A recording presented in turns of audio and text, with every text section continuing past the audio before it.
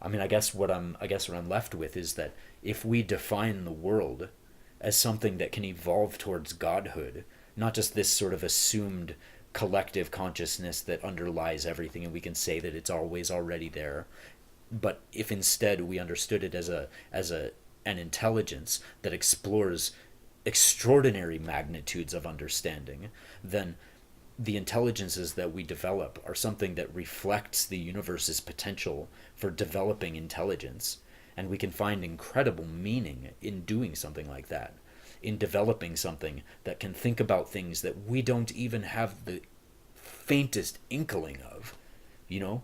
I mean, what would a god think? I can imagine it would invent universes. Yeah. Just to fortify that position, we evolved on the earth to live on the earth.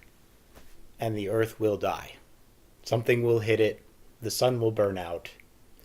Eventually, the earth will die. And we can only be molded by the earth to live on the earth. If we want to perpetuate our existence, we have to leave earth. And natural processes do not evolve you to leave the planet. That's actually what is holding us back. Our dependence on oxygen, our dependence on water, our dependence on food. It's all created because we've evolved to live on Earth.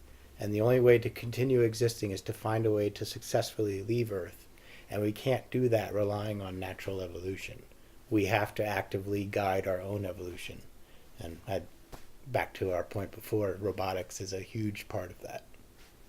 And if we decided that the multi-billion-year process of seeding evolution on a planet, like taking the panspermia idea that who is it, James Watson, I think, presented this idea as the possible origin for how it is that life evolved on Earth. Well, maybe it was just seeded from some comet that brought life here. Yeah, maybe Mars used to have life, and then a meteor destroyed it, but the same meteor destroyed it also jettisoned bacteria on a rock that crashed into Earth and started it all over again.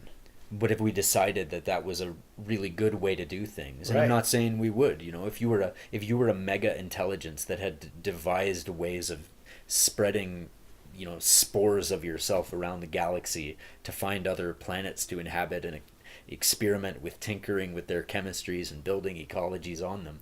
I mean, would you decide that you wanted to build a planet based on, you know, the Earth's ecology as a way to do it? I mean, would you say, well, what we should do is just say there's a bunch of energy-rich molecules, some of which can bind together and hold information, and so why don't we set it up so that they start, you know, spawning little budding life forms through whatever trigger we've got to do to get it to happen.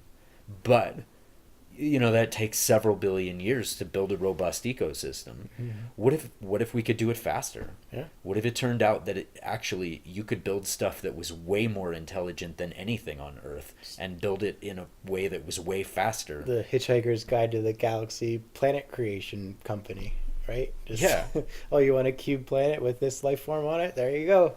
Done. Yeah. That'd be really cool. Well, that's all the time we have for On the Couch today. Thanks for hanging out. Hope to see you next week. Joshua. I wanted to say it was a pleasure to see you. It was. It was great seeing you guys. I'm glad you can see us because we can't see you. But it's been a pleasure nonetheless. I believe that you're there.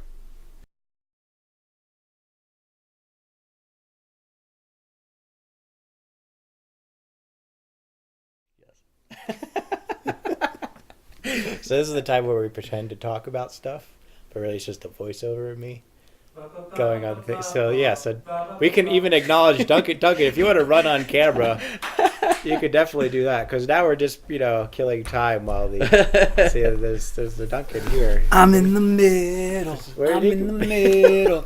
I got a haircut. It looks really, really good. Nice haircut. Thank you.